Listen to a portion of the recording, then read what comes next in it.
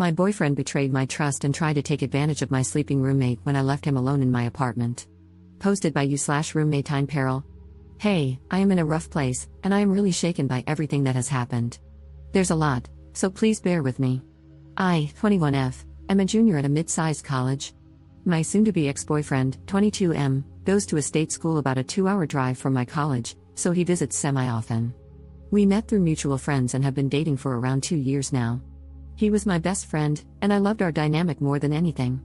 I live with 3 other people, my best friend Lee and 2 girls who were placed in our apartment by university housing. The other girls are Emily and Michelle, 20F, who are best friends.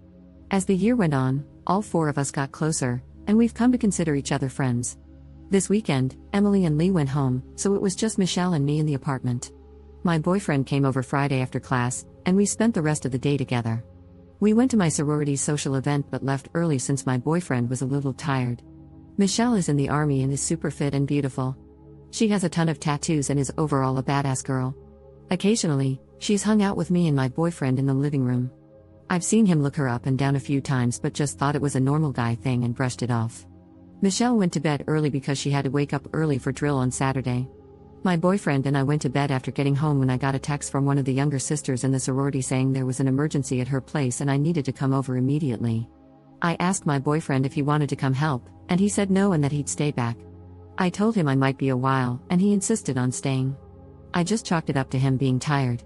I ended up walking over to the girls' dorm to find one of them unresponsive from all the drinking at the social event. Her roommate was trying to make her vomit by shoving a finger down her throat. We called an RA, resident advisor for dorms, who said she would handle the situation. The RA drove my sister to an urgent care, and I said I would meet her there after grabbing a coat and my car keys. I walked back to my apartment, and I walked in on a scene that made my heart drop. My boyfriend was in his boxers, standing in the doorway of Michelle's room. I entered and saw her crying on her floor. I asked what in the hell was going on and learned from Michelle that my boyfriend had tried to go into her room while she was sleeping and attempted to coax her into having sex with him. While I was getting the details from Michelle, my boyfriend basically just stood there and didn't say anything. I obviously believed Michelle and told my boyfriend to grab his things and drive back to school.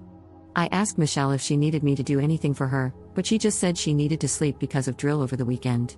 So I drove to the urgent care to make sure my sister was all right and stayed until she was released in the morning.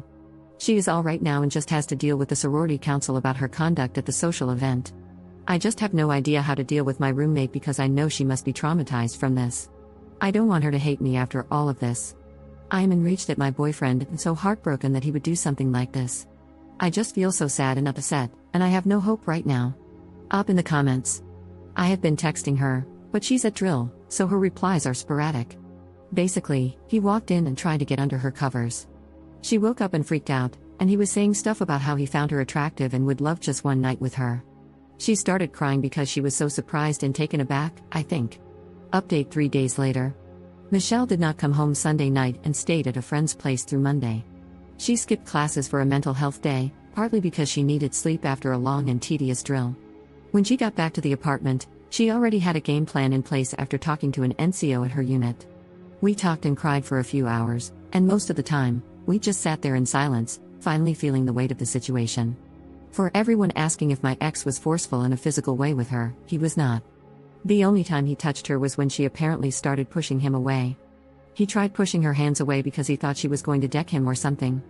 We think he was shocked because she refused to sleep with him and assumed his amazing plan would go perfectly.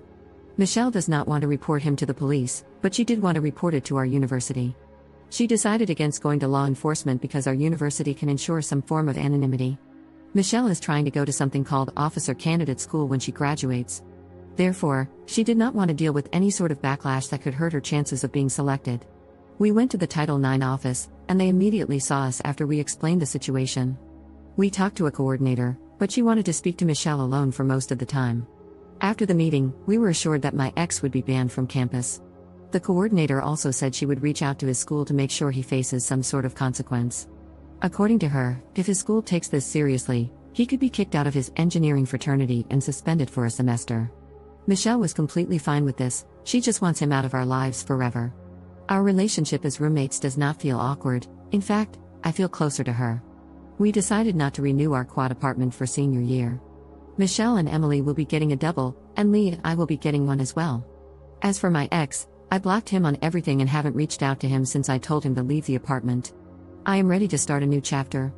However, as a last-ditch effort to see him burn, I messaged his parents on Facebook and explained what he did and why I would not be attending Thanksgiving at their house.